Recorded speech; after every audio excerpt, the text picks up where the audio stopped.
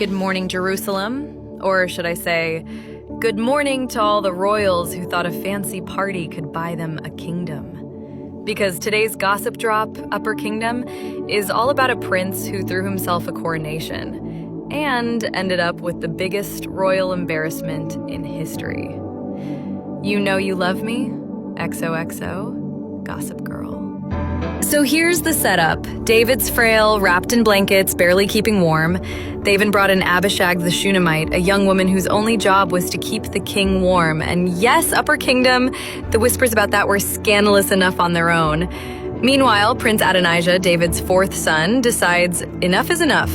He's handsome, charismatic, tall, practically Absalom reincarnated, and he's been watching David fade while Bathsheba and Nathan maneuver Solomon into position.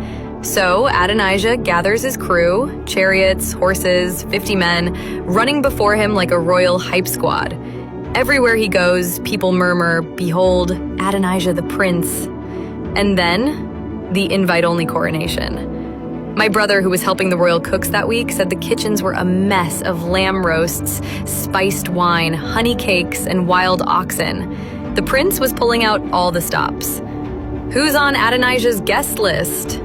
Joab the general, yes, that Joab, the man who'd slain more people than anyone wants to count, and Abiathar the priest, two major power players. But guess who wasn't invited?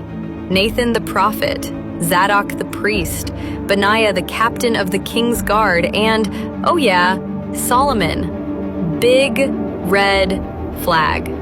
Adonijah's party explodes into a full-on declaration. Long live King Adonijah! Trumpets blare, the roasted lambs flowing, the elite guests raise goblets, the dancers swirl. People are whispering, "Is David dead already?" Meanwhile, back in the palace, Bathsheba gets the news. Her hairdresser dropped her comb and nearly fainted. Bathsheba's eyes turned sharp as daggers. She marched straight to David's private rooms, velvet skirts swishing like storm clouds. And who slips in right behind her? Nathan the prophet, because you know Nathan wasn't letting this slide. Bathsheba bows low, all tears and trembling voice.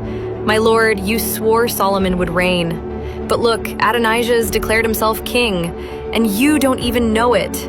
Nathan steps up like, did the king authorize Adonijah's coronation? Because we're all confused. And David, sick, shivering David, suddenly looks more alive than he has in weeks. David calls in Zadok, Nathan, and Benaiah, commands them, "Take Solomon, put him on my mule, anoint him king at Gihon, blow the trumpet, and say, 'Long live King Solomon.'"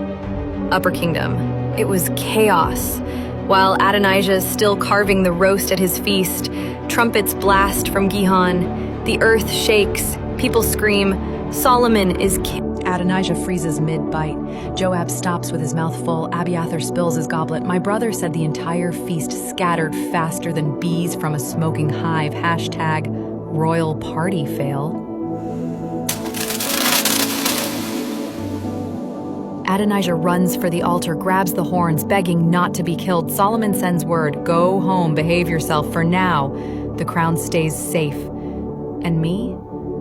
I was at the outer court that day, veil fluttering, listening to the rumble of drums from Gihon and thinking, this kingdom just turned upside down in an hour. So that's how Adonijah's royal power grab turned into the most awkward family dinner Jerusalem ever saw, and how Solomon became king practically overnight.